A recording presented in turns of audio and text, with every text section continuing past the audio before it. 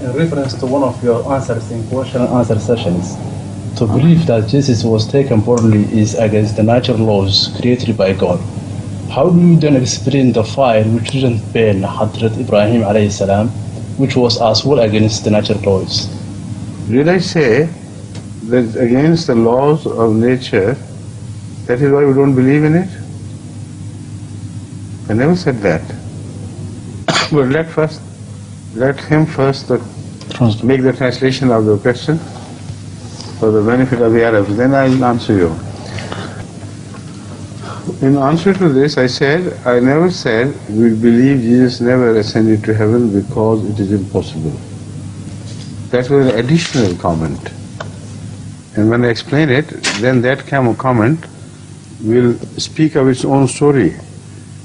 But what I said was, what I have always been maintaining is the question that more unnatural a thing appears, more solid should be the evidence for us to believe in that.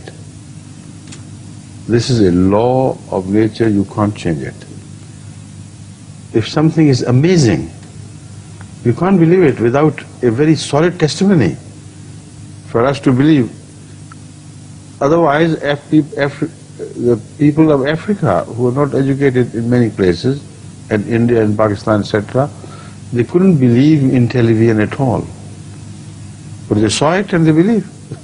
Seeing is believing, as they call it. So the evidence should be as strong as the thing reported is unusual. In case of Hazrat Ibrahim, it is the evidence of the Holy Quran. Allah says it. Who are we to say that it is against the laws of nature? But when we search for the hidden laws of the nature, then the way it has been explained in the Holy Quran, we can find some answers to that as well. It does not have to be in violation of laws of nature. What happened could have been manipulated by God, who is the master of all laws.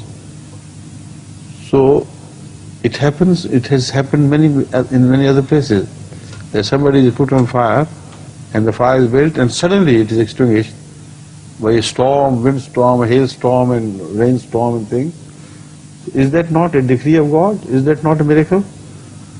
So who says that it must be interpreted as the fire should continue to burn and yet should not burn? If God says, we believe that as well.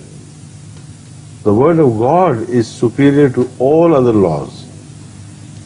And the word of God, if it is clear and loud and clear, then no sane man can say it is against the law of nature, because Allah knows the laws of nature best. Correct? This is not what I said in relation to Jesus Christ. What I said was, for him to ascend to the fourth heaven is a much, much bigger violation of the known laws of nature than the burning of fire can ever be if it is extinguished. We know from the history of jugglery, from the history of the magicians, etc., that they know certain things which becomes insulative between them and the fire. Still, in India, you can watch many sadhus who walk over the cinders, burning cinders, and they don't burn them. So if it can happen in case of ordinary recluse, Hindu recluse, why can't it happen in case of the Prophet of God? So to dismiss it as against the law of nature is wrong in the first place. There are certain laws of nature which are known to some men, and they can manipulate. There are certain laws of nature which of course are under command of God, and He can directly manipulate them. So there is a recorded history of fire not being able to burn. Under what fly? This is not the question. The question is, it can happen. Number two, if God had arranged certain other mayors, national mayors, to overwhelm the fire so suddenly, like sometimes a cloud suddenly rises bringing thunderstorm and rain and even the hails along with it. And it's a matter of a jitty, unfun as they call it. There's the fire and there it goes. That is another interpretation. So it can't be related to the issue of the ascent of Jesus Christ at all. There is a third explanation, that fire could have been referred to as the fire of extreme enmity and plotting against Hazrat Ibrahim alayhi salatu wasalam. Many a time this fire, the word fire is used for wars. You see, the Holy Quran has an-nar, the word an-nar is the word. Huh? Lil-harbe, atfal. Whenever they built the fire of war, God put it off. So why should it not be interpreted as a fire of fitna, a fire of conspiracies against Hazrat Ibrahim ﷺ to destroy him? God told the fire not to work. Atfahullah. Atfahallah. And it was extinguished. So there are so many possibilities, but even if there was no explanation, we have never said that this is against the law of nature, so we won't accept it. And Allah tells you, you must accept. But where is the evidence in favor of Jesus being lifted bodily from earth to the fourth heaven? Bring me. And the phenomenal ascent to the fourth heaven is not at all to be related to the incident of a fire being extinguished before it could burn. You see the light years involved? How many light years are involved between here and the fourth heaven? Millions of light years. Which means if Jesus was riding the shoulder of a ray which travels at 186,000 miles per second, still he will be far, far from that spot, the fourth heaven, where he was intended to be lifted.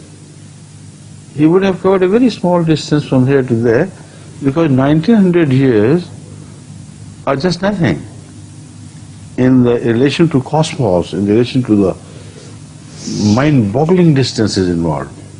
1900 years is just a close next door neighbor, He would not have been able yet to go out of our own galaxy. He would be still here somewhere. The galaxy is so big. To think of him reaching the fourth heaven midway between the entire universe, that would require many billions of years. Billions. If he rode the beam of light, traveling, sitting on the beam of light, what are they talking about? This fantastic thing, and no evidence from God. Where is the evidence? The evidence to the contrary is there. It is not just a violation of the law of nature of the worst degree, but there is no evidence whatsoever in the Holy Quran of his having been lifted bodily from earth to the fourth heaven or any heaven ever. Only words which mention this incident is وَرَفَعْنَاهُ وَرَفَعَهُ اللَّهُ إِلَيْهِ. And that I have already spoken of many a time. We have to determine where God was at the moment of lifting. Can you determine? Ubade, try to help me. Huh? Where was God at the time when he said, Bal rafahu Allahu ilayhi? Was he not there? Huh? Was he? So how could anyone lift someone who is already there? You can lift a child when it is sitting somewhere at distance from you. But if he is already on your lap, you can't say, I have made rafa of this boy to me. It's already there clinging your breast. So Rafa, when it relates to Allah, Ta'ala Jalla Sha'nuhu, cannot be translated physically. These are the arguments which we offer in favor of our view. Ask him to bring an answer to these arguments. Moreover, how can a body move in the direction of light, which pervades the whole universe? Allahu Nur Samawati wal Ard is the light which pervades the entire universe. And how could a body move in his direction? Because if it moves in this way, it will be moving away from God, leaving him behind. If it moves in that direction, it will be leaving God behind. If it moves, it can move only away from him. Or moving away from a part of him to a part of him. This is not lifting. So he has not paid attention to our arguments, which were so powerful and solid and based on the Holy Quran, and he has heard somebody say these things. They're just flimsy, small excuses not to believe. Annar. They're two different things. One is metaphorical understanding of fire, for which we also support ourselves from the Quran. The second is the literal fire, but it can be extinguished by natural means.